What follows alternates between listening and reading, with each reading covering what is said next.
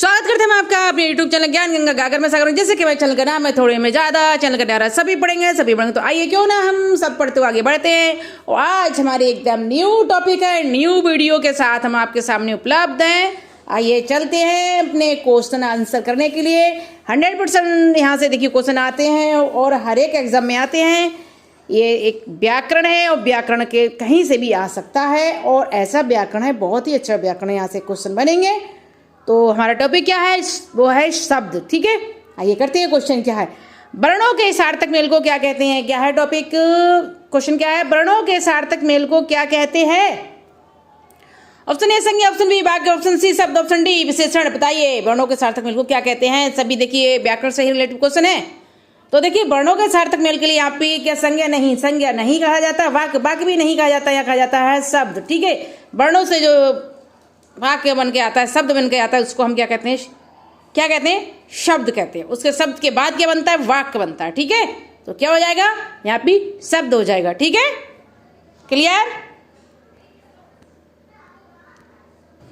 आइए करते अपने क्वेश्चन नंबर 2 पढ़ते हैं। इसके लिए क्या है, शब्द के कितने भेद हैं। शब्द के कितने भेद हैं। ठीक है, option A 4, option B 6, option C 7, option D 8। तो बताइए शब्द के कितने भेद हैं। तो देखिए शब्द के भेद 4 नहीं है, ना ही 6 है, ना ही 7 है, यहाँ पे 8 है। बिल्कुल सही, जो बचा भाई सही। अगर क्वेश्चन आ जाए एग्जाम में कि शब्द के कितने भेद हैं तो आप कंफ्यूज ना हो, 8 भेद हैं। ठीक है, ऑप्शन डी सही हो जाएगा। ये पढ़ते हैं क्वेश्चन नंबर 3 क्या है। इसके लिए वर्णों का वर्णों का वर्गीकरण कितने आधार पर किया गया है। जो शब्द हैं इनका वर्गीकरण कितने आधार पर किया गया है, इन्हें इनके लिए कितने भागों में बांटा गया है। किसके लिए, शब्दों के लिए। Option A 4, option B 6, option C 7, option D 8। देखिए 8 क्या है, 8 हमारे शब्द के भेद हैं, पर वर्गीकरण जो इनके वर्गीकरण जो हुआ है वो कितने में हुआ, आप कंफ्यूज ना हो।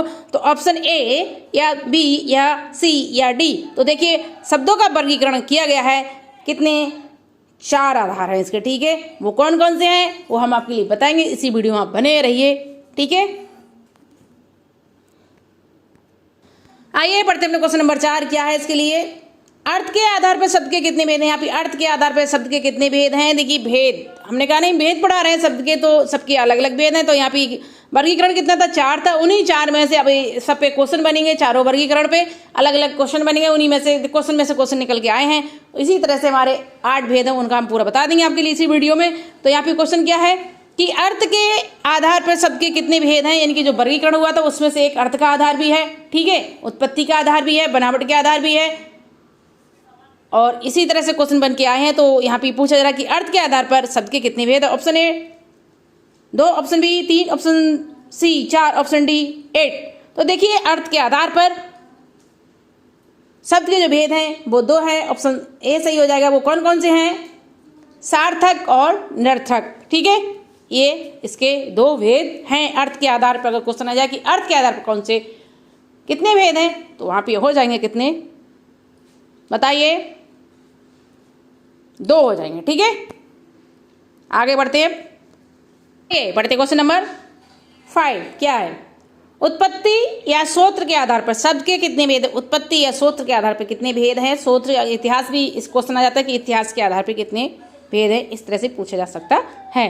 तो यहाँ पे क्वेश्चन क्या है कि उत्पत्ति के आधार पर वर्गों का वर्गीकरण कितने भागों में हुआ, 4 भागों में। उन्हीं 4 भागों में से ये भेद निकल के आ रहे हैं, तो उनमें से एक उत्पत्ति भी है। तो यहाँ पे पूछा जा रहा है कि उत्पत्ति के आधार पर या सूत्र के आधार पर या इतिहास के आधार पर शब्द के कितने भेद हैं। Option A 2, option B 3, option C 4, option D 8। 8 तो क्या है, भेद है। ठीक है, 2 क्या है, अर्थ है, अर्थ के आधार पे है भेद, तो ये भी नहीं हुआ। अब बचा क्या हमारे पास, बी और सी, इन्हीं में से कोई एक है। ठीक है, तो बी या सी। तो देखिए यहाँ पर हो जाएगा हमारा सी सही हो जाएगा। उत्पत्ति के आधार पर 4 भेद हैं, और वो कौन कौन से हैं, इसमें आते हैं हमारे कौन कौन से, तत्सम, तद्भव, देशज और विदेशज शब्द जो है वो उत्पत्ति के आधार पे ही हैं। ठीक है, ये करते हैं अपने क्वेश्चन नंबर 6 पढ़ते हैं। इसके लिए क्या है, रचना या बनावट के आधार पर, रचना या बनावट के आधार पर शब्दों के कितने भेद है। Option A 1, option B 2, option C 3, option D 8। देखिए 8 तो है नहीं, क्योंकि ये तो 8 भेद हैं। ठीक है, 1 2 3 ये बचे हमारे किसके आधार पे, रचना या बनावट के आधार पर कितने भेद हैं? क्वेश्चन क्या है? ठीक है,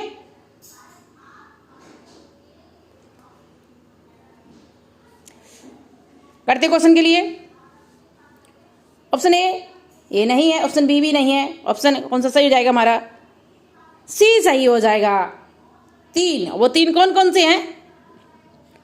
रूढ़ शब्द, यौगिक और योग रूढ़, ये किसके बनावट के आधार पे आते हैं? ठीक है, या रचना के आधार पर रूढ़ और यौगिक और योग रूढ़ शब्द, ये हमारे क्या है? रचना या बनावट के आधार पर क्वेश्चन है। यहाँ से 100% क्वेश्चन आते हैं। ठीक है, आइए पढ़ते अपने क्वेश्चन नंबर 7। क्या है? प्रयोग के आधार पर शब्द के कितने भेद हैं? प्रयोग के आधार पर शब्द के कितने भेद हैं? Option A 4, option B 6, option C 2, option D 8। कितने हैं बताइए प्रयोग के आधार पे? देखिए 4 तो क्या है? उत्पत्ति के आधार पर हो गए। 8 क्या है? भेद हैं।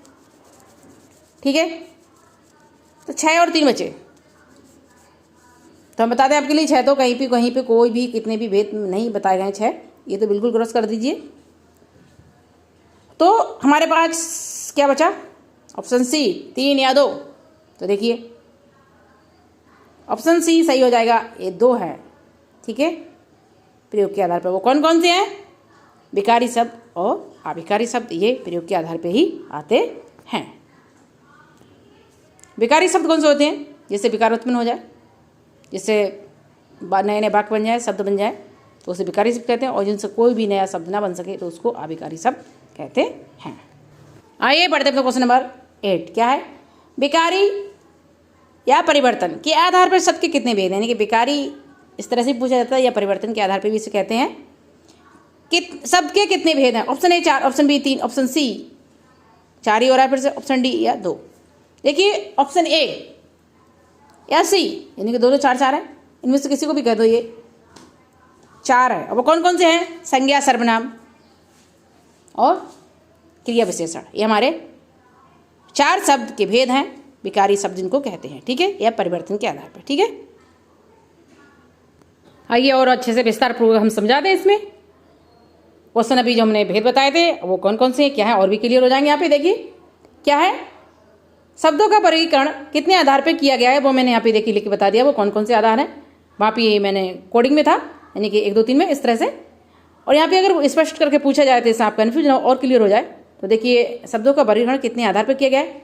नंबर 1 अर्थ के आधार पर, नंबर 2 उत्पत्ति के आधार पर, नंबर 3 बनावट के आधार पर, और नंबर 4 प्रयोग के आधार पर। ठीक है, देखिए अभी मैंने उत्पत्ति के आधार पर आपके लिए बताया था कितने भेद हैं, 4 हैं। वो 4 कौन कौन से हैं यहाँ पे आप देख लीजिए। तत्सम, तद्भव, देशज, विदेशज। ठीक है, क्लियर हो गया। क्वेश्चन क्या था? रचना या बनावट के आधार पर शब्द के कितने भेद हैं? कितने थे? मैंने 3 बताए थे आपके लिए, और वो 3 कौन कौन से हैं वो ये देख लीजिए और क्लियर हो जाएगी। वहाँ पर भी मैंने बता दिया था। नंबर 1 रूढ़ शब्द, नंबर 2 यौगिक, नंबर 3 योग रूढ़। रूढ़ शब्द कौन से होते हैं? जो परंपरागत चले जाते हैं, जैसे लोटा तो लोटा, ठीक है, वो बदल नहीं सकता।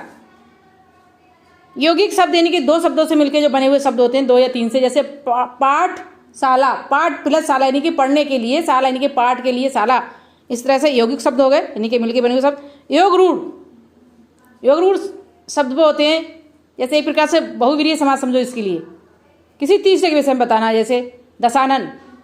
ठीक है, इस तरह से योग रूढ़ शब्द होते हैं। क्लियर हो गया आपको? क्वेश्चन क्या था? रचना या बनावट के आधार पर शब्द के कितने भेद हैं? कितने थे? मैंने 3 बताए थे आपके लिए, और वो 3 कौन कौन से हैं वो ये देख लीजिए और क्लियर हो जाएगी। वहाँ पर भी मैंने बता दिया था। नंबर 1 रूढ़ शब्द, नंबर 2 यौगिक, नंबर 3 योग रूढ़। रूढ़ शब्द कौन से होते हैं? जो परंपरागत चले जाते हैं, जैसे लोटा तो लोटा, ठीक है, वो बदल नहीं सकता। यौगिक शब्द यानी कि 2 शब्दों से मिलकर जो बने हुए शब्द होते हैं, 2 या 3 से, जैसे पाठशाला, पाठ प्लस शाला यानी कि पढ़ने के लिए, शाला यानी कि पाठ के लिए शाला, इस तरह से यौगिक शब्द हो गए, यानी कि मिलकर बने हुए शब्द। योग रूढ़, योग रूढ़ शब्द वो होते हैं जैसे एक प्रकार से बहुवीरीय समास समझो इसके लिए, किसी तीसरे के विषय में बताना, जैसे दशानन। ठीक है, इस तरह से योग रूढ़ शब्द होते हैं। क्लियर हो गया आपको? आइए पढ़ते हैं इसके लिए क्या है। अभी अर्थ के आधार पे आपके लिए मैंने बताया था कि अर्थ के आधार पे अगर क्वेश्चन आता है तो वहाँ पे कितने शब्द हो जाएंगे भेद, तो 2 हो जाएंगे। वो कौन कौन से मैंने वहाँ पर भी बता दिया था, पर यहाँ पे और मैंने लिख के क्लियर कर दिया। वो कौन कौन से हैं? सार्थक और निरर्थक शब्द। यानी कि सार्थक शब्द कौन से हैं? जिन शब्दों से शब्द बनाया जा सके उनको सार्थक शब्द कहते हैं, ठीक है। और जिनसे कोई शब्द ना बने, जिनका कोई अर्थ ना निकले, उनको निरर्थक शब्द कहते हैं। जैसे लोटा, सोटा। सोटा कुछ नहीं है, यानी कि लोटा तो क्लियर हो रहा है कि हाँ लोटा है, उस समय पता चल रहा है कि ये लोटा है, ठीक है। ये हो गया सार्थक शब्द। और निरर्थक में क्या हो गया? जैसे सोटा, इसका कुछ मतलब ही नहीं, जिसका कोई अर्थ ना निकले, वो हमारे निरर्थक शब्द होते हैं, ठीक है। उम्मीद करते हैं आपके लिए क्लियर हो रहा होगा और अच्छे से। यहाँ पे क्या है? विकारिया, विकार के आधार पे शब्द। तो वो कौन कौन से विकारी शब्द, अविकारी शब्द 2 हैं, ठीक है। शब्द के कितने भेद हैं? शब्द के कितने भेद हैं? ये मैंने क्वेश्चन आपको बता दिया था कि शब्द के 8 भेद हैं। और वो कौन कौन से 8 भेद हैं वो यहाँ पे आइए पढ़ लेते हैं। नंबर 1 संज्ञा, नंबर 2 क्रिया, नंबर 3 विशेषण, और नंबर 4 क्रिया विशेषण,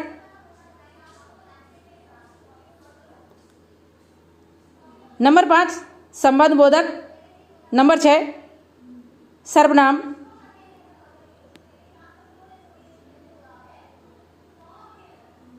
और नंबर 7 समुच्चय बोधक।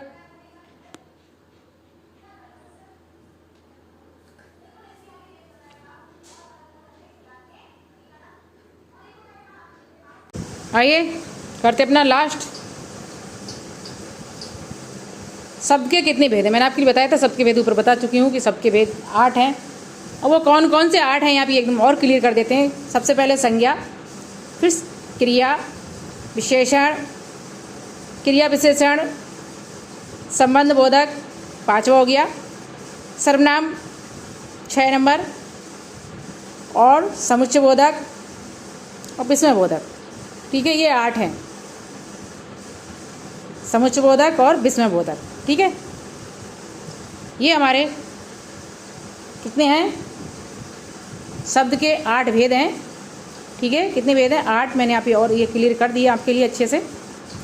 अगर आपके लिए मेरी वीडियो अच्छी लगती है तो आप मेरे चैनल को सब्सक्राइब करें, वीडियो को लाइक करें, शेयर करें। धन्यवाद।